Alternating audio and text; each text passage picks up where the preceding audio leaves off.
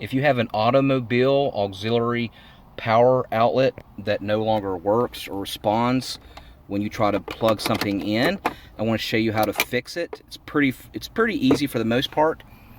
A little smart little tip: if you don't have time to troubleshoot this right now, the majority of vehicles will have a second power outlet. This Nissan Altima has one right here. So if I don't have time to troubleshoot this right now, it's hidden way down here in the storage compartment. And some will have these power outlets in the back. So just look on the very back of the seat. Usually they'll have a lot of power outlets hidden there. Okay, so now if you want to do the second troubleshooting, the second troubleshooting is to replace the fuse. And again, it doesn't matter which vehicle it is, if it's a Ford, whatever you have. I want to show you how to do that. It's cheap to do, it's easy to do, and most likely a fuse just blew out. And you don't have to have any technical ability whatsoever. So I want to show you how to replace the fuse right now. So what you're going to do is, it's usually on the driver's side, but sometimes it is on the passenger side, so you may have to look. And the only thing you're going to need is like a needle nose pliers to take the fuse out. And so what you're going to do is like look down here, and you're going to see a compartment that looks like this. You just simply pull out, and that's going to show all the fuses. This is a Nissan, but the Ford or the Hyundai or Kia may be in a different place. It might be over here on the side. Just look for something like this.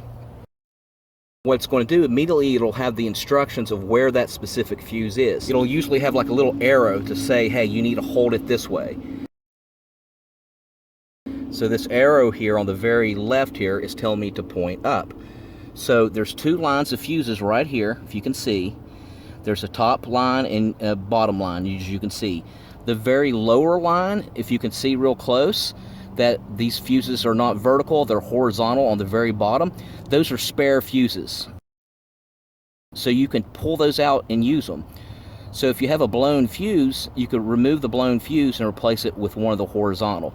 So what you're going to do is just take your needle nose pliers, and you want to look for the row. So this specific row is number 7, so I just count down.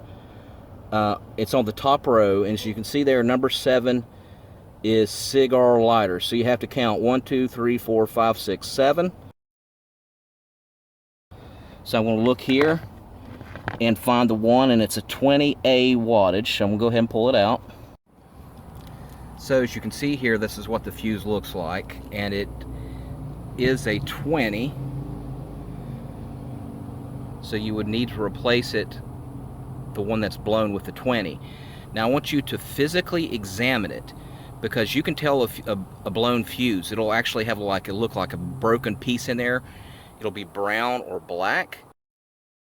You can tell it's visibly broken. This one here is not broken because I just replaced it. So this one's good.